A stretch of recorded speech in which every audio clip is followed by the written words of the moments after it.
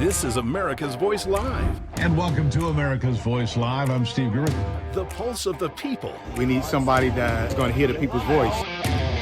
The truth the mainstream won't touch. This guy is, by definition, a globalist. And the stories that matter.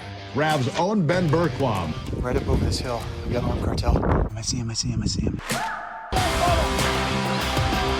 Live. Breaking news right now here on Real America's Voice. Unfiltered. These people are domestic terrorists. And unapologetic. We're here to take a stand for God and country. Does feel good, doesn't it? America's Voice Live starts now.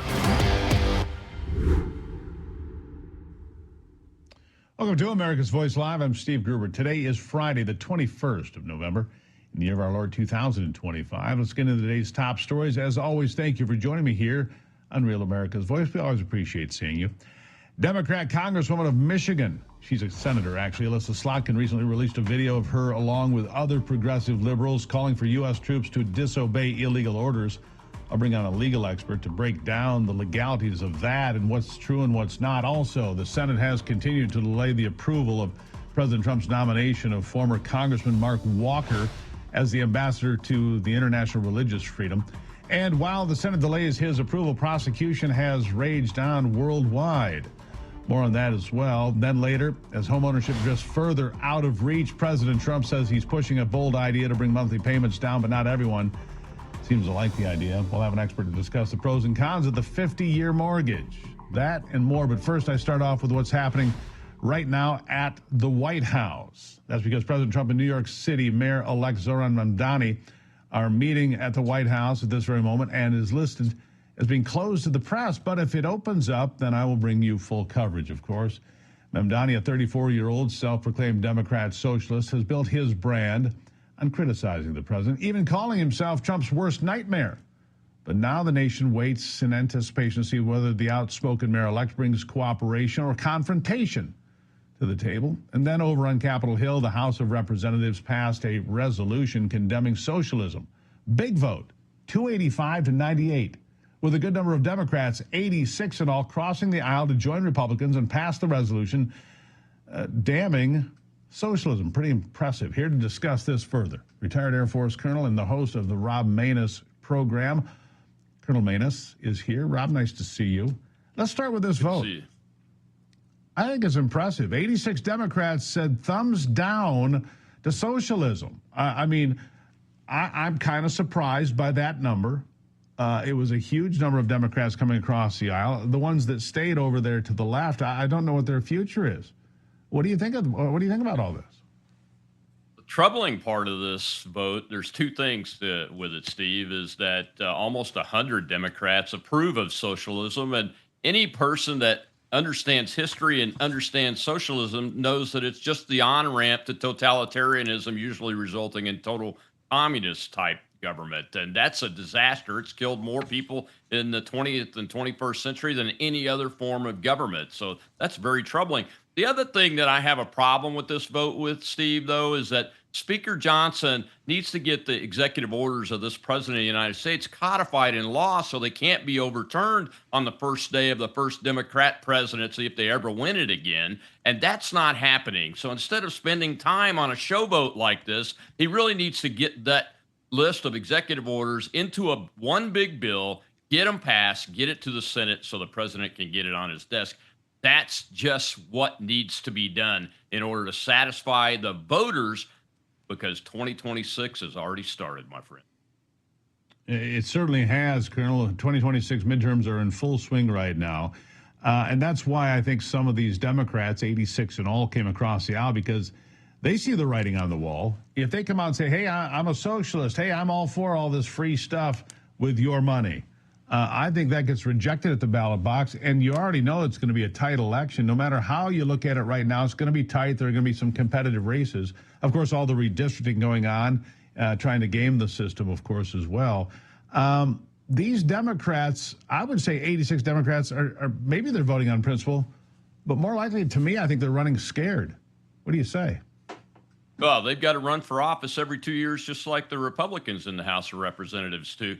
And look for them to run away from the 6 crazy seditionist Democrats. And I say that with all sincerity, as a person that was a commander that wielded Uniform Code of Military Justice court-martial authority, when they put that video out yesterday saying that military personnel should follow illegal orders without specifying an actual order that they say is unlawful, that is just a call for mass insubordination, and it falls right into the definition of the military law's definition of sedition, and that ultimate penalty for that is death. And a lot of those folks are retired military officers that could be called back for court-martial. Well, let me ask you about that. Senator Alyssa Slotkin, sadly one of mine, she was the first person to appear on this video, and she was a CIA analyst. She tries to sell herself as more. She was an analyst. She wasn't a director. She wasn't in charge of much. She was an analyst. Fair enough. Right. And she says she's getting death threats now because of Donald Trump. She blames Donald Trump for the video they sent out and got backlash from. Stunning. Can you imagine, Colonel, if the Republicans had come out and said, Joe Biden, you should not follow his unlawful orders? The meltdown would have been complete, wouldn't it? Their policies and actions killed our friend Charlie Kirk. They almost killed the president of the United States twice. And more of that is probably going to come. How dare they try to blame their actions once again and blame it on people like you, me, and the president of the United States because we believe in the United States of America. This is despicable on their part. As I said, the military personnel should be recalled so that they can be court-martialed under the Uniform Code of Military Justice. The civilians like Slotkin have to be prosecuted and investigated and prosecuted to the max extent of the civilian law, which is up to and including 20 years in prison. And they all have to be held accountable because this really is in the definition of sedition, to encourage and advocate for military personnel to be insubordinate. Those are words that are in both laws, and it's got to be taken care of. Yeah, it's in the Constitution, 14th Amendment, if I read this correctly. Let me ask you about this. Mark Kelly, the senator from Arizona, one of the two senators on there, not just Alyssa Slotkin, 4 other members of Congress. Mark Kelly's a veteran. One of the members of Congress are veterans. I keep hearing people say, well, recall them to the military and court-martial them. Is that actually something that could happen? Well, Kelly himself is a retired United States Navy captain in 06, like I am a 06 colonel in the Air Force retired, and retirees are subject to the UCMJ, so he could be recalled and prosecuted under the sedition article. It's Article 94, treason and sedition of the Uniform Code of Military Justice, and should be, because this is the highest level of this type of negative activity that could result in people in the military taking the wrong action based on legal orders. Again, the important part here is not that they said and pointed out that military personnel don't have to obey unlawful orders. We teach them to not obey unlawful orders. They have a duty to do that, but they also have a duty to obey lawful orders. And this group, their big error was they did not identify any unlawful order that they don't want people to follow. So that tells you that they are just putting a smear out there, and they're telling these young military personnel that they're going to have their backs. Use watch. If one of them actually does something, they will run away from it as quick as possible, because not one of these people stood up for the nearly 100,000 American military service members that were damaged and harmed by the COVID vaccine order that Joe Biden put out through his Secretary of Defense, then Lloyd Austin. And that was the actual unlawful order. And not one of them said anything. They don't have anybody's back. They have committed a grave crime and are doing grave damage to the United States. Colonel, how close are we to the precipice when you see members of the United States Senate, members of Congress, coming out and telling the military, you don't have to follow orders, and there's a guy on the front line, he's an infantryman, whatever. Well, I think that's an unlawful order. I mean, the ability for the military to be effective has to be the unification, the unity of that group moving whatever hostile area they're in, right? You've got to have cohesiveness, always. This disrupts that. But here's my bigger question. I've never really given this much consideration until I started seeing tapes like that the United States could find itself in some sort of a breakdown, a civil war, civil unrest. Look where we are. We see things that you mentioned Charlie Kirk, you mentioned Donald Trump being shot. all of these things. We're in a dangerous place, aren't we, Colonel?